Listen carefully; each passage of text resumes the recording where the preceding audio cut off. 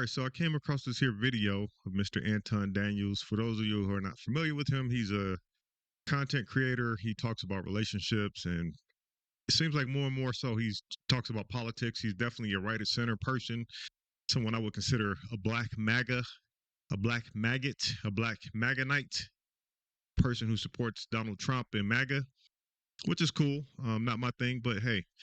But anyway, I came across this here content, and immediately I just noticed some shit in here that wasn't true. So I said, you know what? Let me fire up my equipment and respond to this, because I noticed a lot of narratives getting perpetuated out there that just have no basis in reality. So I said, you know what? Let me go ahead and start debunking some of this bullshit. So here we go.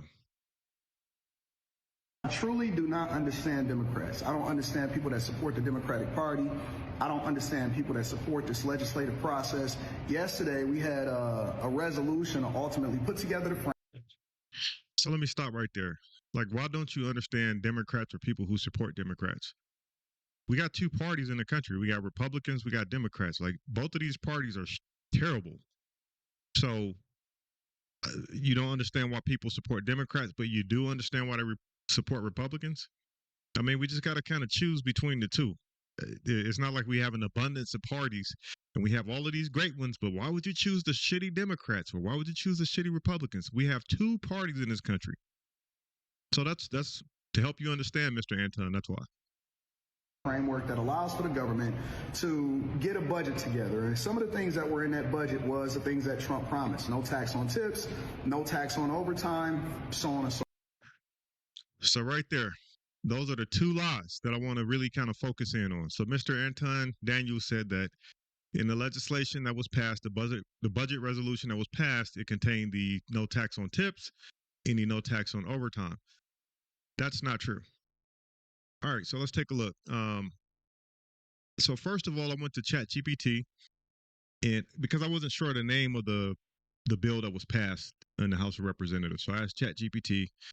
And so it just went on to say the name of the budget, or the name of the bill that was passed, and it covers fiscal year 2025, and it goes through 2026 through 2034. The bill has 4.0 trillion in tax cuts and 2 trillion in spending cuts, with significant reductions affecting programs like Medicaid. It includes a 4 trillion increase in the national debt. And it barely passed in the House. Things like pretty much on the partisan line, 217 to 215. All right. So then, and it gives the sources right here. So then I asked the question, does it include no tax on tips? So it went on to say, the budget resolution passed by the House of Representatives this week does not include provisions to eliminate federal taxes on tips. The resolution primarily focuses on establishing a congressional budget for fiscal year 2025 and setting forth the budgetary levels from 2026 through 2034. Specific tax law changes, such as exempting tips from federal income tax, will require separate legislation. In fact, there is a separate bill that was introduced in the House of Representatives by Vern Buchanan and Byron Donalds, and there's a companion bill in the Senate. This proposed legislation aims to exempt tips from federal income tax by allowing taxpayers to claim a deduction for qualified tip wages. As of now, this bill is under consideration and has not been incorporated into the broader budget resolution. So Mr. Anton Daniels just said that the bill that was passed included this. It didn't. There's a separate bill that may or may not ever pass, right? They may not even put this bill up on the floor for a vote. So for him to say that, is just either he's on purpose lying to perpetuate his narrative, or maybe to give him the benefit of the doubt, he's just ignorant. Okay. And then I was even more curious to see that it include overtime. So I asked that question as well. And same thing. It does not include anything that would exempt taxing on overtime. So I'm going to let this man finish cooking. so forth, right? And one of the things that I've seen Democrats for a long time, including Bernie Sanders was one of the biggest proponents of it. Kamala Harris stole Trump's no tax on tips things when they were, going through the election process, when she spent $1.5 billion in order to try to get reelected, because they knew that the spigot was about to get turned off, and all of these federal programs that ultimately funded all of the things that we absolutely despise and things that's happening overseas and all of the money that we were giving to migrants, all of that, right?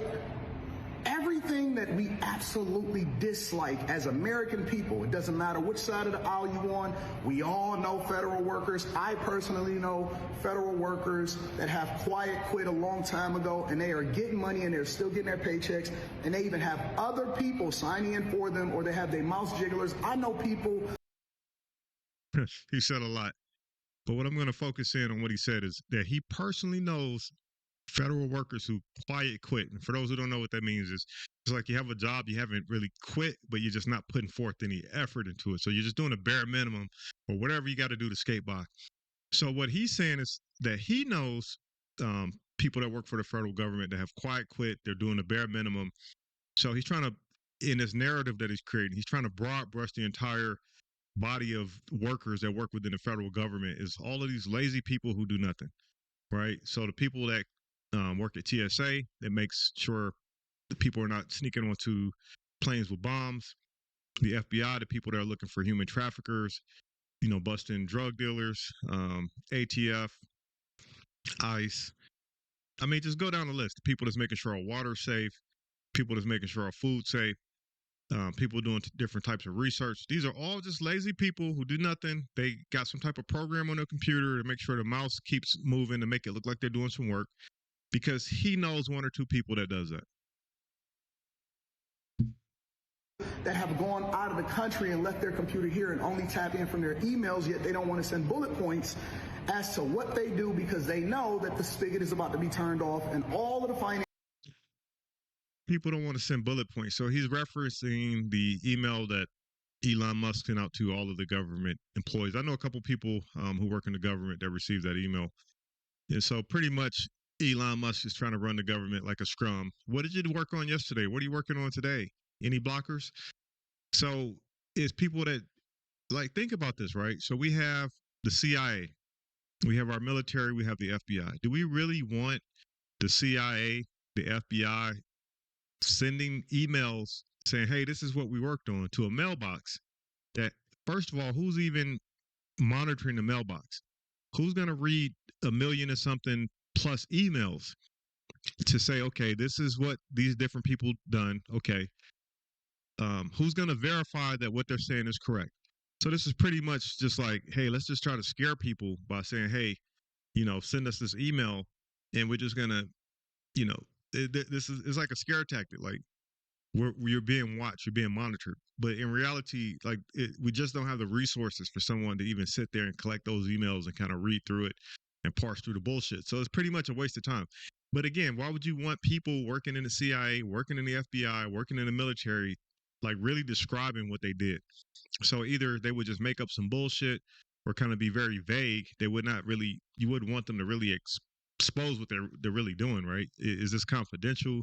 Does the email address have security protocol so it can't be hacked? Like, there's so many questions that get raised. But, he seems like one of these people that just kind of took the bait. Hey, Elon Musk and Trump is saying this, so it must be a good thing. Let me just turn off my critical thinking and just go along and push the narrative. Answers and all of the funding, and you living your lifestyle the way that you want to live it and not doing any work while making money from the American people is coming to an end. Yet we have a resolution in the House, or we have a resolution in the Senate for this budget passing. That passed anyway, but every single Democrat voted against it. Every single Democrat. Good. I'm glad they voted against it. We're talking about cutting these programs without any type of debate. They just put together something and just kind of ram it through real quick. I haven't seen no debate on this. I didn't see anybody running on cutting Medicaid. I didn't see anybody running on cutting Medicare. And so we're just going to put this into a bill and then pass it and expect the Democrats to go along with it. Like, I would be fucking pissed if the person that I voted for, who's in Congress, voted to pass that. I'll be fucking pissed. Voted against you. When we have an opportunity to give the money back to the people, to actually figure out how we can wrangle in the federal budget, raise the debt ceiling so we can keep it open while at the same time incentivize. Think about what he said. Raise the debt ceiling so we can keep it open. First of all, what does that even mean? Raise the debt ceiling so we can keep it open. So we can keep what open? So we would need to raise the debt ceiling unless we're planning on adding more debt. So we already 28, 29, 30 trillion in debt. So we want to add on more debt. And the way we're going to do this is by decreasing the amount of revenue and cutting spending, but not even enough to where it decreases the deficit, decreases the debt.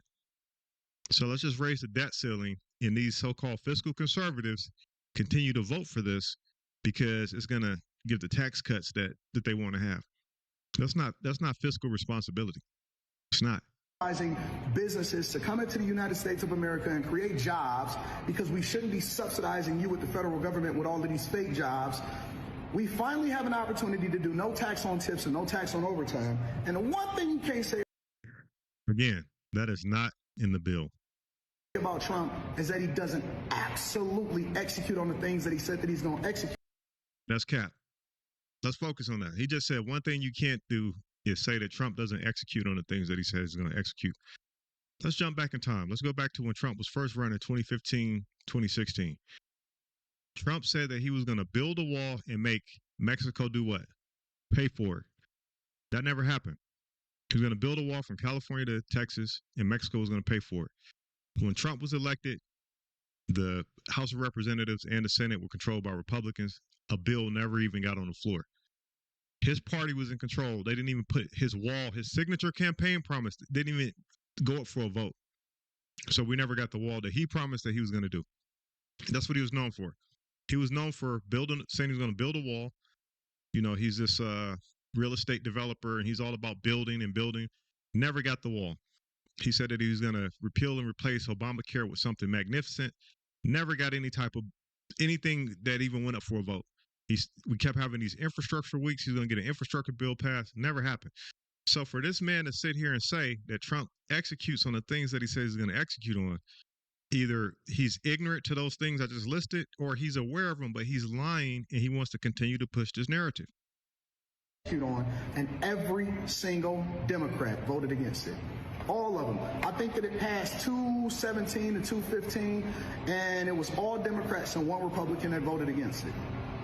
Why would they do that? Why would they do that? Do they hate you so much, or do they hate Trump more than they like you? Okay, so because there's a bill that's going to add, I think it said $2 trillion to the deficit and debt, while also cutting these programs that a lot of people's constituents depend on, that translates to hate. They hate you. They hate you, the voter. They hate Trump. Now, I agree. Probably some people do hate Trump, but I don't think that any Democrat would vote against a bill that they thought was a good bill just because Trump put it forth. I think in this case, any Republican president or even a very conservative Democrat that will put forth a bill that's going to cut these programs that people depend on, is going to give tax cuts to the wealthy, and is going to add to our debt and deficit, I think they would have voted against it. I think most Republicans, or at least a good chunk of them, the ones who are like really fiscal hawks, they probably want to vote against it, but they're afraid to because they don't want to face a primary challenge that will be funded by Elon Musk. So for this man to take all of those factors and just kind of boil it down to hate is clearly narrative pushing. He's not trying to have or express any like serious political commentary. He's just pretty much pushing this narrative that it's the Democrats who are, you know, against the people, and Trump and the Republicans are the saviors. It's like, dude, there's nothing wrong with you being MAGA. Like, fine, make your argument, make a serious argument. But this dude is just talking shit. Anybody can just give me some insight and information on why they would do that. I truly do. Yeah, so that's pretty much it. So like I said, Anton Daniels is a person who, you know, he pushes narratives. You know, he's a smart guy. I've been following his content for quite some time. He's becoming more and more political and vocal about his politics, which is fine. I don't agree with his politics. I don't share his politics. Doesn't make him a bad guy. But again, I feel like he's on purpose saying things that are not true. I could be wrong. Maybe it's not on purpose. Maybe it's ignorance. But it doesn't change the fact that he's saying things that are not true because he's more focused on pushing a narrative as opposed to like having a nuanced discussion about anything. So yeah, that's it.